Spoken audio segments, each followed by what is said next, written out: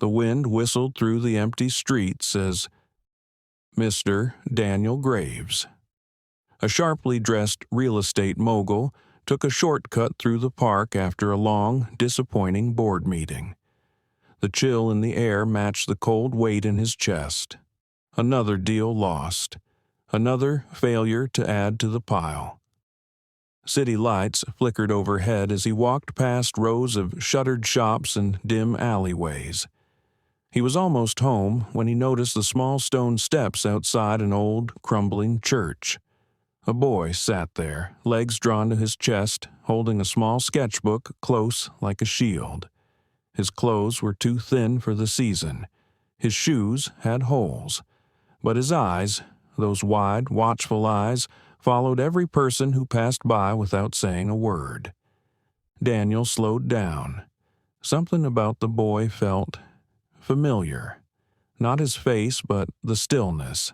The kind of stillness you learn only when the world forgets you're there. He stepped closer. "You all right, kid?" he asked gently. The boy looked up, then back to his sketchbook, whispering, "Just waiting for morning. It's warmer when the sun's out."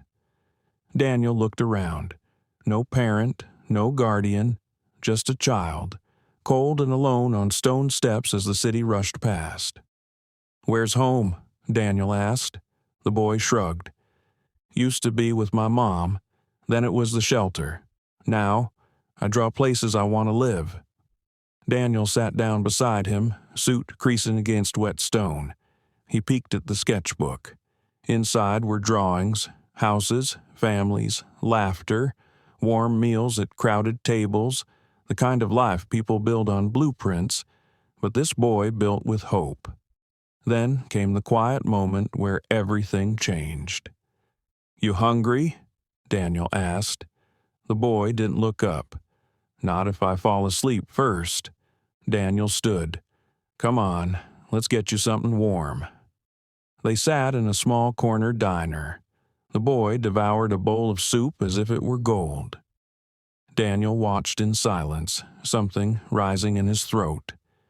Guilt, regret, recognition. Halfway through the meal, the boy pointed to the napkin dispenser. "Can I take one? I draw on them."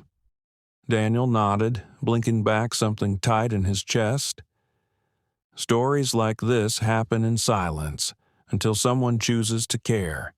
If you believe in kindness, second chances, and stories that touch the soul, pause right now and hit that like button. Subscribe for more stories that matter, and leave a comment below. What would you have done if you saw this boy?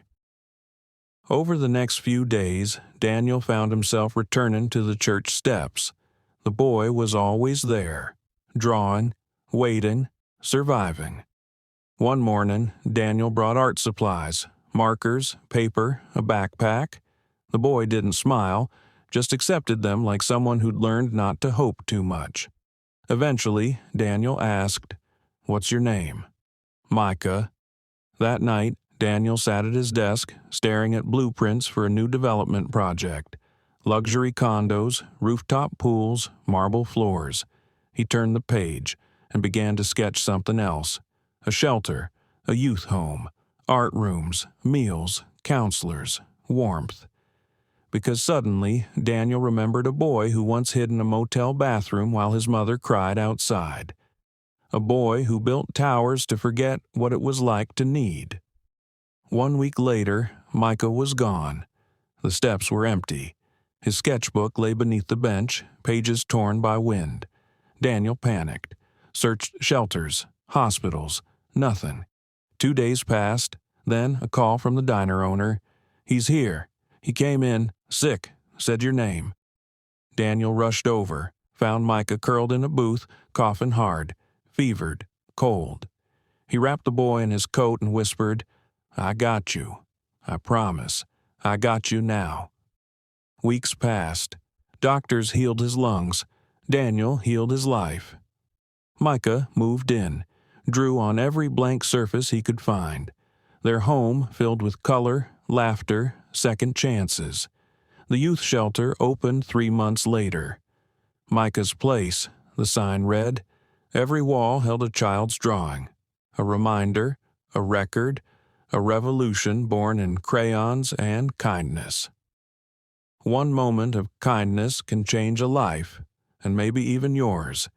If this story moved you, click like, hit subscribe to join us for more powerful stories, and leave a comment. What small act of kindness will you offer today?